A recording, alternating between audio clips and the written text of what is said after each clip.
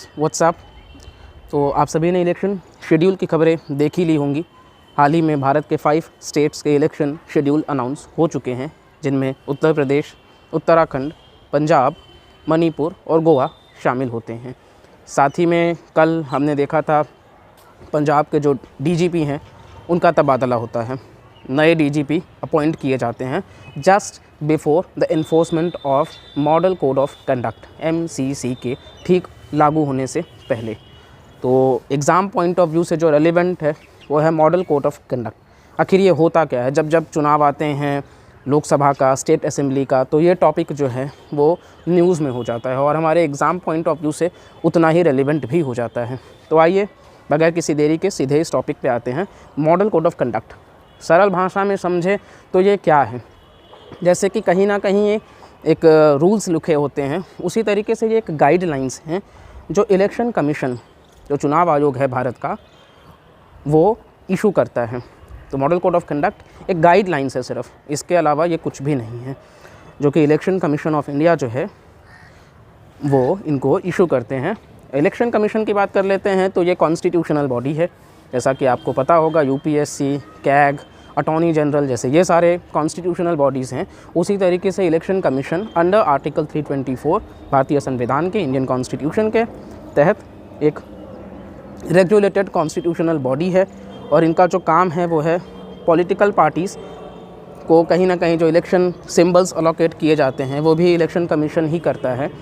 तो political parties को regulate करना और इलेक्शन के ठीक पहले कैंडिडेट्स को भी, तो ये इलेक्शन कमीशन का काम होता है।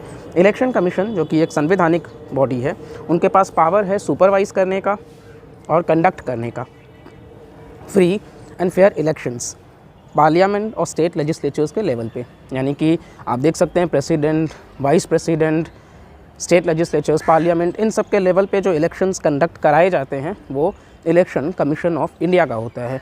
ये ध्यान रखिएगा कि जो लोकल लेवल पे यानी कि जो पंचायत और म्यूनिसिपैलिटी के लेवल पे होता है वो स्टेट इलेक्शन कमीशन का काम होता है, वो इलेक्शन कमीशन नहीं कराती है।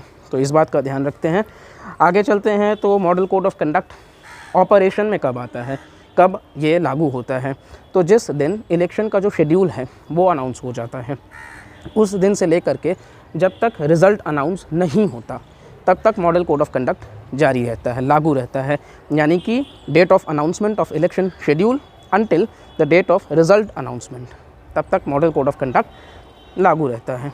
अच्छा, ये इवॉल्व कहाँ से होता है, इसका ओरिजिन की बात कर लें तो model code of conduct initially 1960 में 1960 केरल असेंबली स्टेट के जो चुनाव हुए थे वहाँ पर इसको एक लाया गया था प्रैक्टिस के फॉर्म में और वो सक्सेसफुल भी रहा।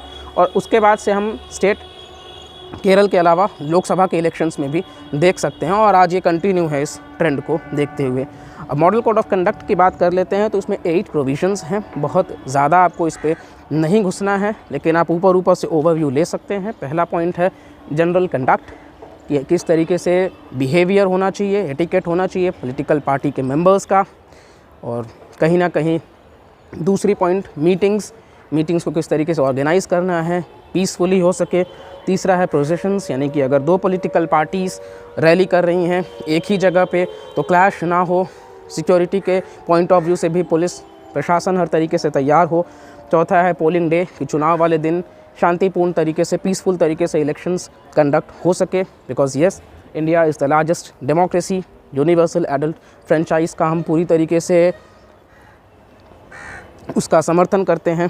5वीं पॉइंट पोलिंग बूथ्स, तो किस तरीके से पोलिंग बूथ पर जो इलेक्शन होते हैं, पॉलिटिकल पार्टीज़ के मेंबर्स भी होते हैं वहाँ पर, तो उनका भी काम होता है कि वो एक पर्ची देते हैं प्रिस्क्रिप्शन फॉर्म में, जिसमें वो दर्शाते हैं कि हाँ आप मतलब एलिजिबल हो। साथ साथ ऑब्जर्वर्स की बात कर लेते हैं और पार्टी इन पावर जो है उनका भी अपना कुछ काम होता है, और इसके साथ साथ इलेक्शन मैनिफेस्टोस। तो ये सारे पॉइंट्स हैं। लीगल इन्फोर्समेंट की बात कर लेते हैं। मॉडल कोड ऑफ कंडक्ट को कौन लीगली पावर देता है? तो it's really sad but yes, model code of conduct जो है वो कहीं से भी पावर उसको नहीं मिलता। इन शॉर्ट, ना ही वो स्टैट्यूटरी है ना ही वो कॉन्स्टिट्यूशनल है। तो मॉडल कोड ऑफ कंडक्ट जो कि एक गाइडलाइंस इशू करा जाता है इलेक्शन कमीशन के द्वारा, खैर वो गाइडलाइंस जो है ना ही उसको संविधान पावर देती है, ना ही उसको किसी स्टैट्यूट से किसी एक्ट के द्वारा पावर मिलता है। हालांकि कुछ उसके प्रोविजंस हैं जो इन्फोर्स किए जाते हैं कुछ लॉ के तहत। वो लॉ कौन से हैं ये प्रीलिम्स के लिए ध्यान रखिएगा।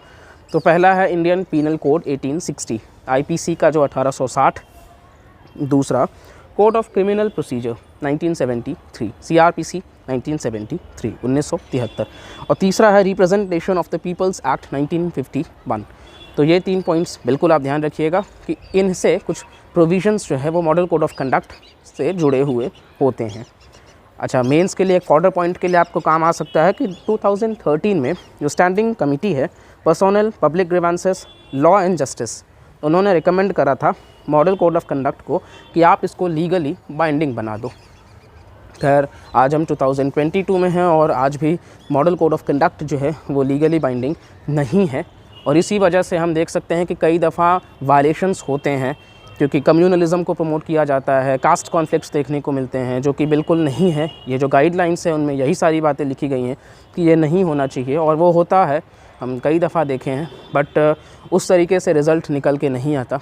तो इसी वजह से स्टैट्यूटरी स्टेटस दे दी जाएगी तो बिल्कुल और भी ज़्यादा अच्छी हो जाएगी, क्योंकि अभी तक ये सिर्फ एक टूथलेस टाइगर है। खैर इलेक्शन सामने है, एग्ज़ाम